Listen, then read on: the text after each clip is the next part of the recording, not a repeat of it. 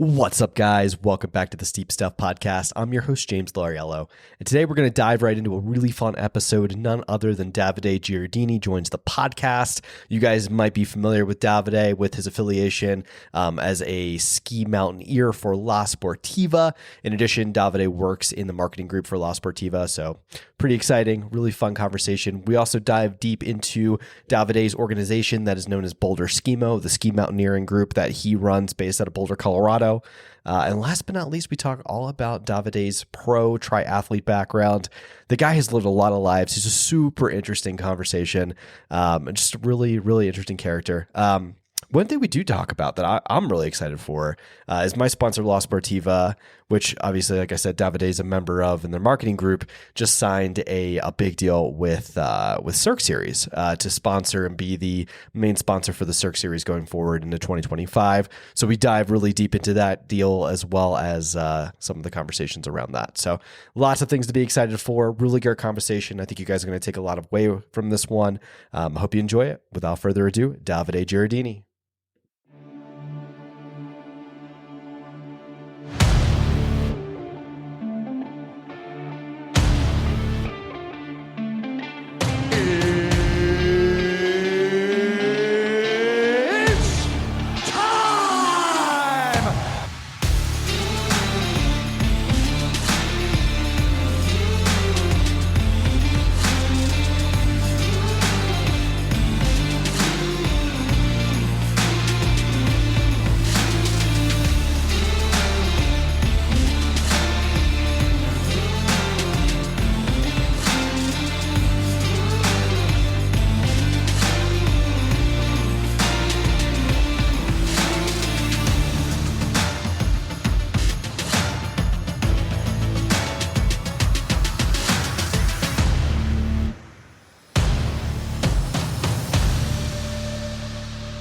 Ladies and gentlemen, we are live.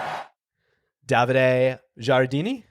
Giardini. Welcome to Steep Stuff Podcast, my friend. How are you? Thanks for having me, James. Yeah, I've man. been listening to your podcast a lot and honored to be on it. Dude, it's an honor for me to have you finally sit down. I know we've hung out a couple of times, and it's a bummer that I'm in the Springs, you're in Boulder, because I feel like we'd be hanging out a lot if I lived in Boulder. Yeah, absolutely. So man, we gotta get you to Boulder.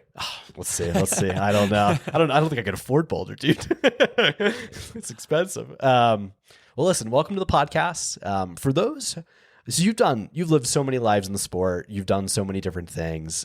For those who don't know who Davide is, maybe just give a little brief background of who you are and just go from there. Sure. This is the quick recap. So Italian origins. I'm from Lago di Garda in the northern part of Italy, and then came to the US for a foreign exchange program and have been stuck ever since. So went to college here, and my personal background sporting wise, I've always been super active in different sports, swimming, windsurfing, alpine ski racing. And most recently, the last 10 years, what brought me to Boulder was professional triathlon and an MBA. So both. And when I retired from pro triathlon in 2018, ski mountaineering and uphill skiing has been my outlet, both personally, and it became professionally as well. And coming from the Italian heritage, that's that mountain lifestyle of mountain running and ski touring in the winter. It's like ingrained in our culture, and I've been trying to make that my passion and pursuit here in the US. Well, I love that. Can you talk a little bit about what you currently do for a living?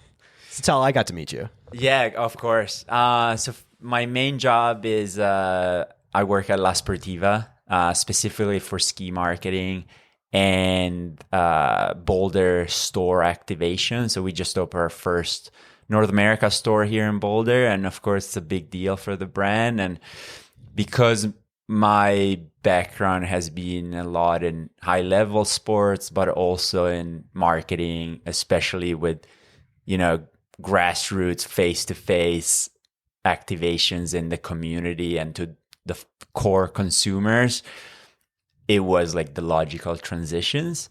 So I'm super happy to have found a home that has roots to my home country, and also Val di Fiemme is like 20 minutes away from where I grew up in Italy. So it's definitely a homecoming moment for me.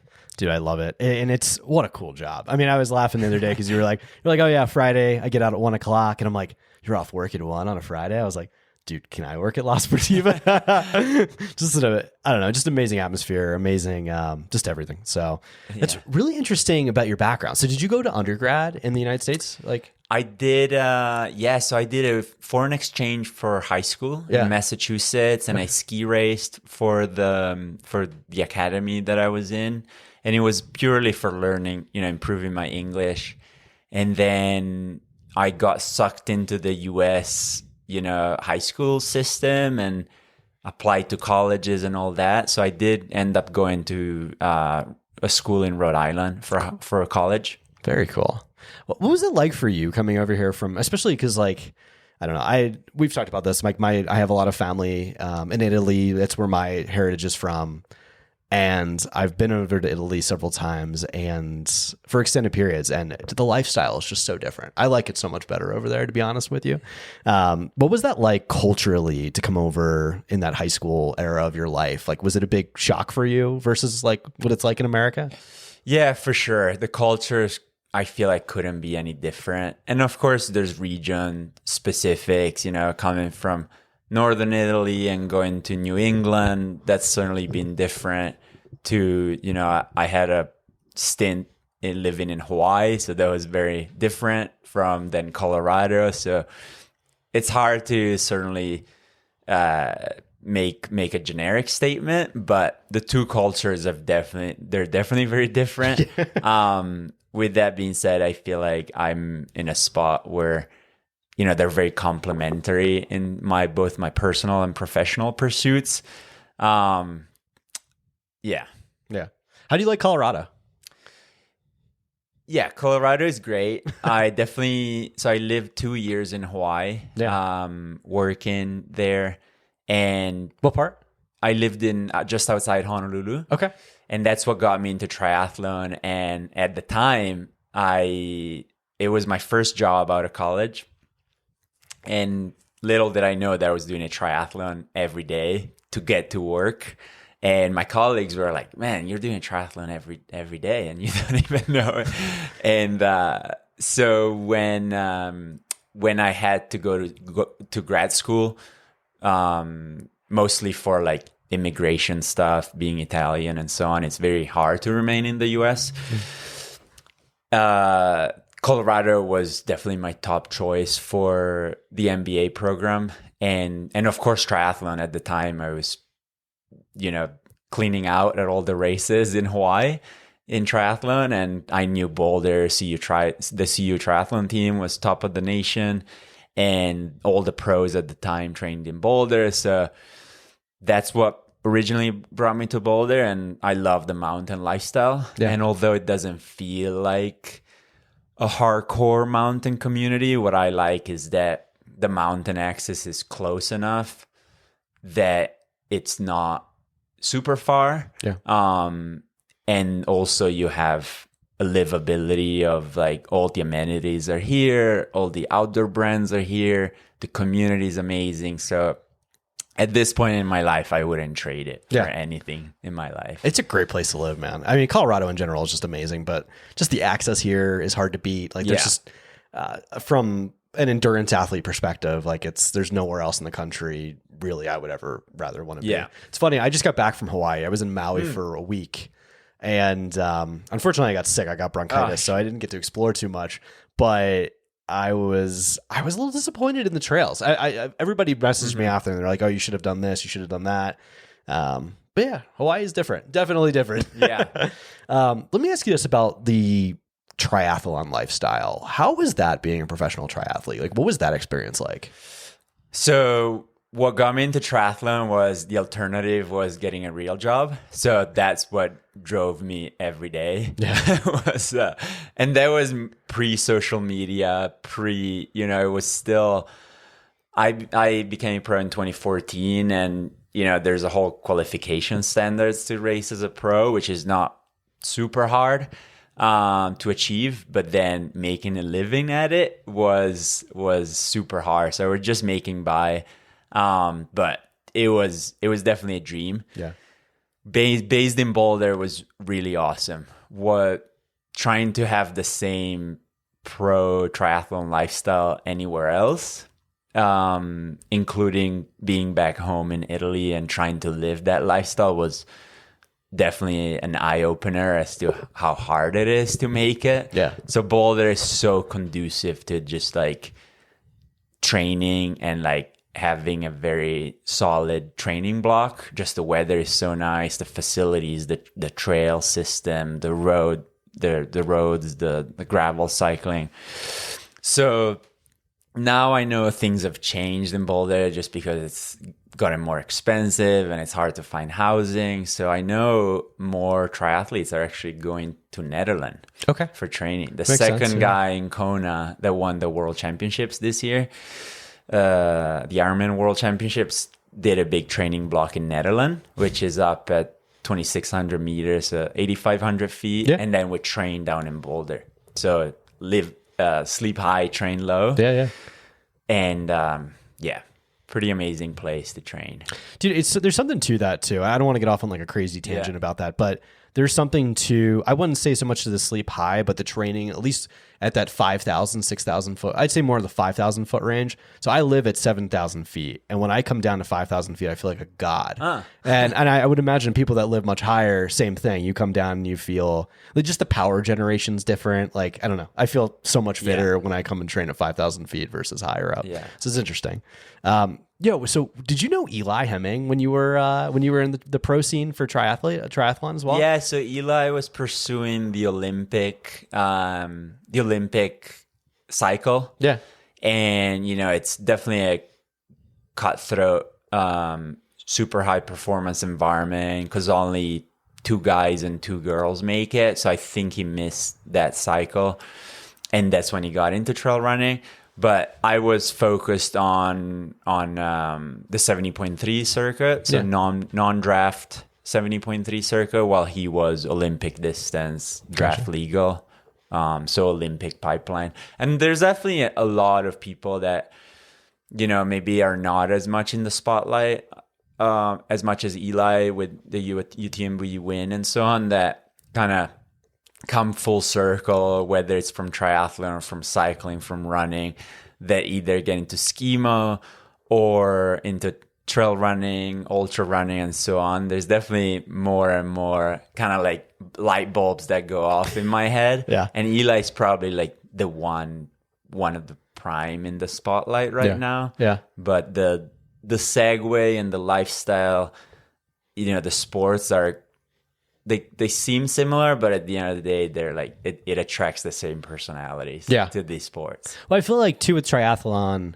I mean, especially if we get a lot of these guys coming over into the trail scene, like you guys can train all day, like if you're just training running, for instance, like you're gonna hurt yourself or burn yourself out. But if you can train on the bike, you can train running, you can train swimming, like you could just train all day. You could build an enormous engine. And also the speed, some of those athletes are like the fittest, fastest athletes on the planet. Yeah. Like someone like Eli, would swim with the top swim clubs in the country, then ride with the pro cyclists, then run with the track and cross country runners. So crazy. And that's like day in and day out.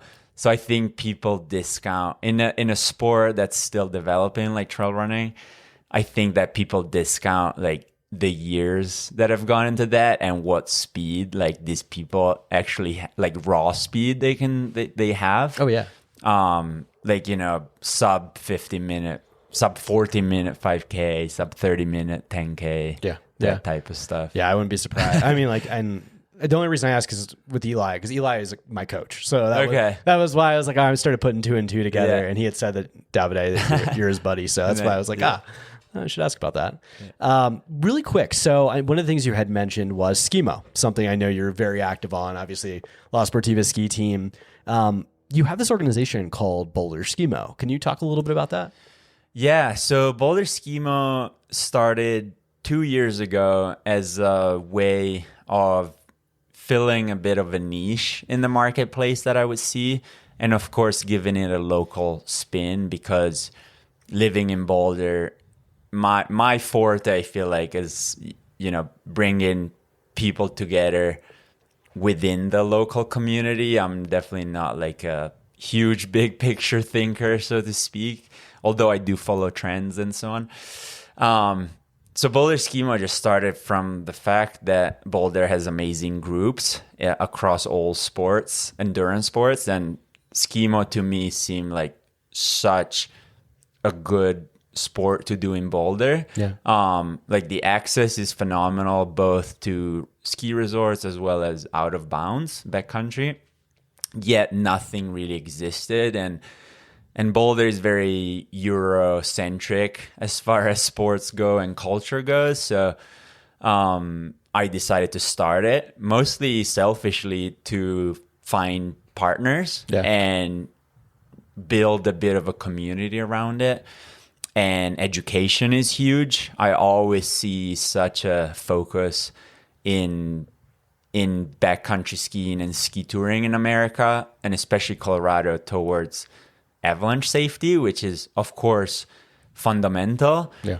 But there's so many other aspects of the sport that nobody seems to be talking about that actually I would argue are almost more important than avalanche safety, just because if you don't have the skills to access avalanche terrain, you're not going to get yourself in a position to be in avalanches. With that being said, you know, morons exist anywhere you go in the world. So you'd have to be, I just wanted to pursue an angle of the sport that nobody was really focused on. And the brands I was talking to and the shops I was talking to always seemed to say that ski mountaineering and you know, light and fast ski touring was not a thing that sells in the US, and there's no market and people are not interesting. So I love a challenge, and like all this conversation just fueled the fire in me, and I just want to prove them wrong.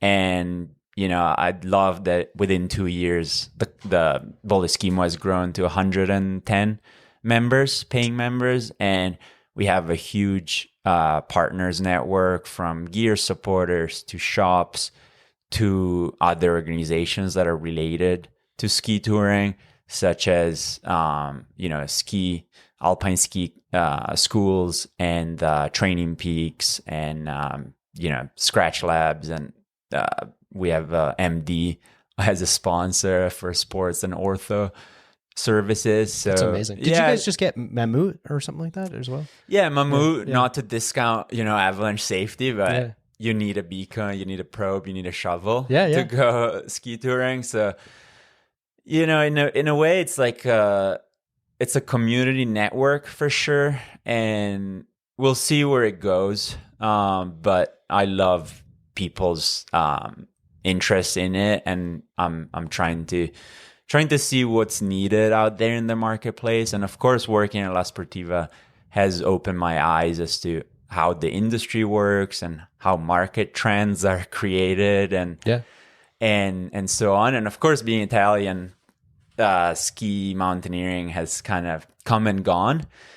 And I say that in the best way possible. It was all the rage in the 90s, in the 2000s, and then it just kind of tailed, some poor decisions were made at the federation level and industry level. And so the sport has kind of declined through the years. Hopefully now with the Winter 26 Olympics in Milano Cortina, the sport will come back up. Yeah. But I'm excited for what's ahead. I'm excited too, man. And the reason I brought it up too is just because I'm skimo curious. If I lived in a place where like access like that, so for instance, like we have like Pikes Peak, and there's okay backcountry skiing like in that general area, like in certain times of the winter. But if we had a resource network or something like that in the spring, so if you ever want to bring it south a little bit, I would totally get involved. So it's unfortunate that I live so far south, or else I'd be doing it often. Yeah, on the topic of the skimo in the Olympics, like I just had Cam Smith on the podcast. Yeah. We were chatting for a while, and it's going to be interesting. I'm interested to see the growth of the sport over the next few years and what that Olympic cycle looks like. So it should be fun. Yeah, and I just saw Cam at a race we did at A Basin, a midweek race at A Basin. Not the Cirque Series, the Rise and Shine. It was on skis. And I think Cam at the very top level is definitely like top 3 ski mountaineers in the country. He's a great example of mountain running crossing over to ski mountaineering, which in the European mountain culture is like breathing, it's just what you do. Yeah. In America, it still kind of baffles me that more people are not into skimo. Yeah. And it's and as exemplified by someone like Cam, who of course is crazy talented, smart, and has been pursuing this for over a decade, it seems. But the complementary benefits of doing both sports in 2 different seasons are definitely they're definitely there. Yeah. So it's great to see him having success, and hopefully he's definitely my top pick for making the Olympic team. I'm a huge Cam Smith fan, especially after getting to sit face to face with him and hang out with him. I've actually never raced him, shockingly enough, but lucky you. Yeah, right. I was gonna say one of these days. But just getting to hang out with him for a little bit. Mind you, before he sat down to talk to me, I think he ran it was a sub 19-minute incline, which his power generation, I mean, this is for another conversation, but just the amount of power he can generate and just so much strength to just get up steep stuff is just incredible. So yeah, somebody I definitely admire in the sport for sure. So I kind of touched on, I said something about the Cirque Series. And I don't want to bury the lead because that's something we kind of talked on before the episode. One of the exciting things that I'm stoked for as a La Sportiva athlete going into next year is that the Cirque Series is now going to be sponsored by La Sportiva. I know you were pretty integral in that relationship. So is there anything you can talk about going forward with that? Yeah, so the press release went out, so I'm super excited about that. When I retired from triathlon and I got into skimo as an outlet to utilize the snow and still keep active, Cirque Series A Basin race was one that I had on the calendar as a way to scratch the competitive itch after my retirement. And I went to that event at A Basin, and it was one of the best sporting events I had attended. The format is awesome. You start at the base of the ski resort, you go to the top, and your audience, I'm sure, is super familiar with Cirque. And what I really liked was Julian himself. Yeah. Just, coming from the pro extreme sports, I feel like those guys are light years ahead of endurance sports when it comes to content and just swagger. Oh yeah, he's a wild boy. I love what Julian's but doing. Also very smart, and the conversations we've had around Cirque Series, he definitely portrays the image of wild guy, but he's definitely on it. And you can tell from racing his events, it's such a good production. Dude, it's amazing. Best amongst the best in the country, for sure. And that was actually the first race I paid for in 15 years probably. And I gladly gave him my money because I had a great time. The community was awesome. Young, old, pros, beginners, and just everybody just, going out for a sub 2-hour effort, sub 90 minutes effort. The expo area was amazing. So I got to meet him, and he was super nice and kind and friendly and super open. And we kind of reconnected. And then I raced it a couple more times after that, just the one at A Basin. And of course, I knew he was, the one of the most recognized figures in free skiing in America. And so we just had a conversation about, what would it take for La Sportiva to get involved, and he was super keen. So the rest of history, I guess. We'll see how history develops. Yeah. But it's a match made in heaven. Coming from Italy, La Sportiva is one of those historic mountain brands that started from humble beginnings of a need that Italian soldiers had in World War II for going the mountains, and then with the boom in the outdoor industry and the ski industry starting after that, it got developed into mountaineering boots, climbing boots, and then running is not as much, like a bit later, but super renowned for rugged activities in the mountains. And so it's a match made in heaven. Yeah, I'm so excited, man. I don't know if we can talk about this. I mean, I can cut this. Probably won't cut this out because this will come out probably after. I heard that there's a north. I mean, you probably can't announce this because it hasn't been announced yet. But there's a northeast race that they're going to announce soon. Oh, I think they announced it. Did they announce it today? Stratton Stowe. Did he? Yeah. Announce it? Yeah. Oh it was my announced. gosh. Yeah. Okay. Yeah, that's so exciting. Yeah, and who knows where things go? I know he loves to ski personally. In the winter, so he likes to do his things in the winter and plan for the Cirque Series in the summer. Who knows that maybe one day in the future there'll be like a ski touring connection with Cirque. How or cool would that be? A Skimo connection. Just it's been done before in Europe. It's been done in Italy. Like La Sportiva has supported some super awesome year-round mountain running cup and epic ski tours. Yeah. Events. So maybe it's just a matter of like putting heads together and making something happen there. Yeah. I mean, the Wasatch would be so perfect. Yeah. Out here would be. I was a little bummed we got rid of. I raced Brighton last year, and it's not going to be one this year. But I know there's discussion to bring it back next year. But like that would be such an ideal for a Skimo race. And I know they've done some. Because I think it was Ray Coble who told me that they've done Skimo races at Brighton in the past. They do. So Skimo.co is the best retailer in the country for light and fast ski touring gear, and Utah Skimo is an organization that puts on midweek races at Brighton, Solitude, and other ski resorts. And I was lucky to attend one of them last year for La Sportiva, and I'll be going there in December. It's amazing. Yeah. There's a youth Skimo club called Silver Fork that Sarah Cookler runs. She's the head of sport for USA Skimo now. And they have 70 kids that come out with headlamps. And the courses are amazing. It's all in and out of bounds. And super well marked with blinking lights and hazard lights and so on. So such a cool scene. Yeah, it's amazing. Dude, I love this sport. Are you going to be... Because I'll be this. I'm probably going to be racing. I know I'll be at Alyeska this year. I'll probably do the Northeast one, depending on what date it is. I know I'm going to go to Washington for the Washington one, and I'll probably go to Alta. I think there's a conflict with the A Basin one. I'm not sure. But are you going to be at most of them this year? Will you go? Or my main focus for La Sportiva is ski touring, of course.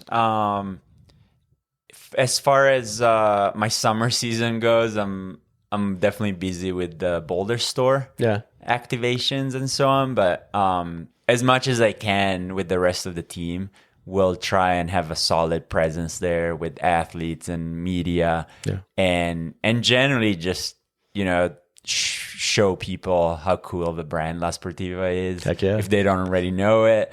Have people try different shoes. Like we have evolutions of the Prodigio coming out. That would be perfect for the Cirque events.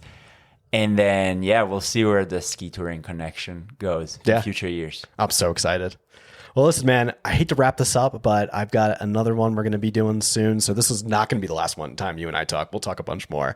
But this is a great first edition of hopefully many conversations. And I want to thank you so much for inviting me into your home and having a conversation. I really appreciate it. Yeah, no, thank you for having me, James. And I think you're hitting on the head with the Steep Stuff podcast. I think that there's a place right now with evolving consumer demographics and consumer trends and sporting trends to push more of this sub ultra content. So keep at it. Thank you. So I appreciate that, and hopefully we can bring more Skimo into it in the future and stuff like that. Would be really fun. It is steep. Yeah, that's true. It definitely helps. Well, Davide, thank you so much, man. Thanks, James. Yep. What'd you guys think? What a fun episode. Want to thank Davide so much for coming on the podcast. I know this conversation was a little more condensed and a little short, but like I said, this is just a better opportunity to have him on again in the near future so we can talk more. Like I said, I could have done a 4-hour episode with him. Just a really, like, a serious wealth of knowledge and just a super interesting guy. Like I said, he's lived a lot of lives in the sport. So pretty cool. I really want to thank Davide for coming on. Guys, before you get going, do me a favor. We've got a lot of plugs here. First one is hop on Instagram, and you're going to give Davide a follow. His handle is Endurance Pro Guides. You can also find that by typing in Davide Giardini. That's Giardini. Or like I said, Endurance Pro Guides. Give him a follow. While you're at it, hop on and give Boulder Skimo a follow as well. If you're in the Front Range area, if you happen to be in the greater Boulder area and you are curious about Skimo and wanting to get involved in the sport or just need any tips, whatever, hop on Boulder Skimo, give them a follow. If you're just interested, give them a follow and sign up. Davide does a lot of really cool, interesting things.